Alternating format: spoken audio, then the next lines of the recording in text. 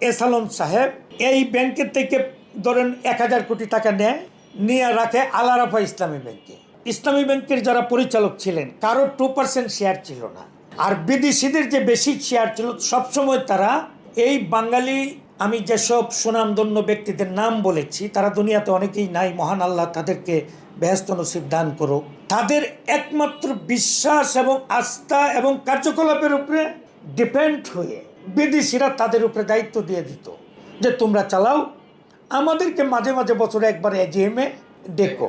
তারা মাঝে মাঝে আসতেন, এজিএমে আসতেন, এসে তারা খুব খুশি হতেন যে হ্যাঁ, বাংলাদেশেও এরকম সৎ মানুষ আছে, সুন্দর মানুষ আছে যারা আমাদের এই পুঁজি দিয়া এত সুন্দর বিশ্বস্ততার সাথে ব্যাংক পরিচালনা করছে। অতএব তারা ট্যাঙ্কস দিয়ে যেতেন, কিছু উপটৌকন নিয়ে আসতেন, আবার কিছু মানুষকে এই দাওয়াত দিয়ে নিয়ে যেতেন, হজ করাতেন। এইটি একটা সৌহার্দ্যপূর্ণ সম্পর্ক মিডল ইস্টের সাথে ইসলামী ব্যাংকের গড়ে ওঠে, যেটা অত্যন্ত মজবুত আকারে।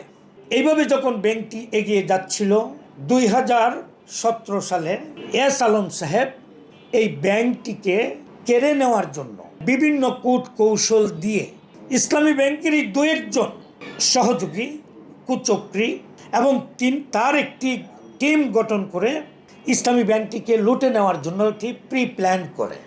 এই প্ল্যানটা করে তিনি সর্বপ্রথম খাতুনগঞ্জের থেকে শুরু করেন। করতে করতে তিনি কিছু শেয়ার কিনা, মানে আগে পার্টি ছিলেন, এরপরে শেয়ার কেনা শুরু করেন। একটা পর্যায়ে এসে ইসলামী ব্যাংকটির অবস্থানে তার একটা বিশাল প্রভাব সৃষ্টি হয়ে গেল। তিনি নিজেই সেটি প্রি প্ল্যানের মাধ্যমে তৈরি করে নেন। এরপরে এইখান থেকে তিনি বিভিন্নভাবে টাকা সরিয়ে নেওয়ার জন্য ওই টিমের মাধ্যমে তিনি চেষ্টা করা শুরু করেন।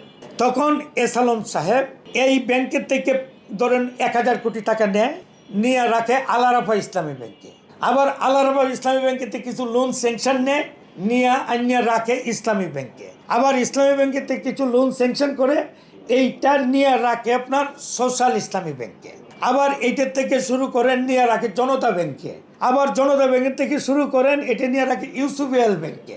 এইভাবে তিনি প্রায় 8টি ব্যাংক তার দখলে নিয়ে নেয়। এখন বলেন যে তিনি এত শেয়ারের মালিক কিভাবে? ওনার কাছে কিন্তু এত শেয়ার নাইও। তিনি প্রি প্ল্যান করে নামবিহীন, অস্তিত্ববিহীন 22টা কোম্পানি করেন।